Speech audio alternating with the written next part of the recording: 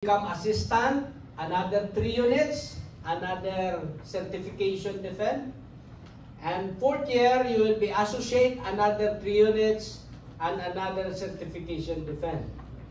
If you can survive on that, then you will become diplomate supervisor. So that is total of 13 units and then 4 years. The same standard with the American Association. That's why we are working with the reciprocity. And if our association will approve and apply with the Adventist Chaplaincy Institute, if you are done with this program, it is recognized around the world in the Adventist Church. I have consulted Pastor Romanya already that this morning. Now, this is the planned program that will be implemented at least in the Adventist Medical Center, Manila. It's already approved in the board, but we need a little time. That probably it will be open, Pastor Day, on January. We need to have preparations for the brochure and some preparations, but we want to let you know that this is a consortium program, meaning other centers can also host the program. Modality is blended as well, but more on online. We will provide an academic training along with a clinical certification. And this one is more specific. There is a master's in clinical and pastoral spiritual care. Clinical, those who are in the hospices as well as in the hospitals. Second, master's in corporate-based pastoral and spiritual care. Those who want to chaplain in the corporations and businesses. Third, master in community pastoral and spiritual care. Those who want to be pastors in the LGU, as well as in the barangays, as well as in the churches. This is the program for them. Another one is pastors in campus-based pastoral spiritual care. Now, this is very important, brothers and sisters, because the DepEd, napakarami nilang need ngayon ng values teacher. Ang kailangan nila, I have a classmate from Bukidnon na naghahanap siya ng graduate of theology as well as LPD. And then, licensed professional teachers, you can apply as a values teacher.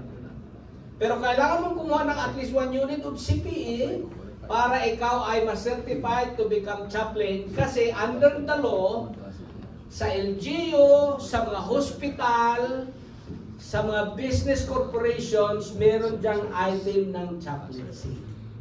Wala nga lang qualified kasi wala pang nag-apply. Ayan yung mga future plans sa pure ng organization. Another thing, we wish to establish that we can reconnect right now the composition of the board. We have a lawyer, we have CPAs, and we have a medical doctor. And the direction is we want to connect that into CHED program, like an independent certifying board like the Legal Education Board. Please pray for that. O dito na tayo sa masaya, ecclesiastical endorsement. Medyo masaya to. Unahin natin ang definition. Now, definition, Adventist Chaplaincy Ministry or ICM of General Conference is the sole or only ecclesiastical endorsing body for Seventh-day Adventist chaplains. Its authority, however, is delegated to its respective division in our region, that is SST.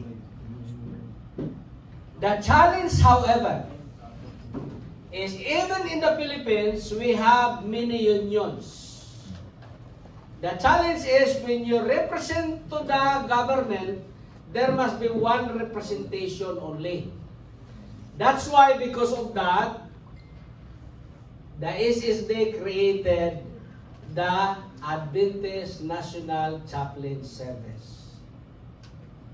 Further, the ACM is empowered in completing, this is discussed yesterday, empowered to train those people who are competent, caring, and committed chaplain. Pero hindi naman pwedeng caring ka, pero walang training. Hindi pwede yun. Hindi rin nakukuha ang pagiging caring sa training. Pero kailangan meron kang professional qualifications. Hindi kasi ito mga kapatid nadadala sa sigaw ng sigaw lang. Marami kasing sigaw ng sigaw lang ang training, 6 months lang. Buti pa yung mga 6 months silang nakakapasok sa government kasi nag-i-endorse. Dati hindi tayo nag-i-endorse. But now we are endorsing. So this is an opportunity for us.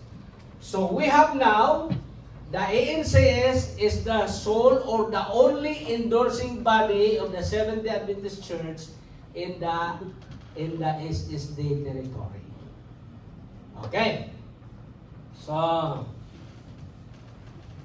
the ANCS have decided to create an official association for Adventist chaplains.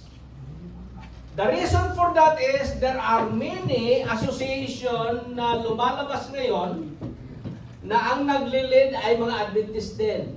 Tagalogin na lang natin para hindi maintindihan ng ibang tao rito. Ha? So, medyo nakakaproblema tayong umpisa dyan kasi marami ngayon ang naglilid Adventist din pero doon din kinukuha sa Pentecostals or Evangelicals.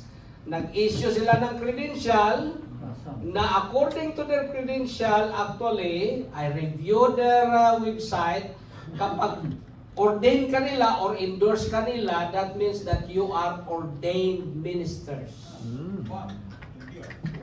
Ang problema niyan, if istriktuhin talaga ng ating leadership that is subjected for disciplinary measures and ethics of the ministers.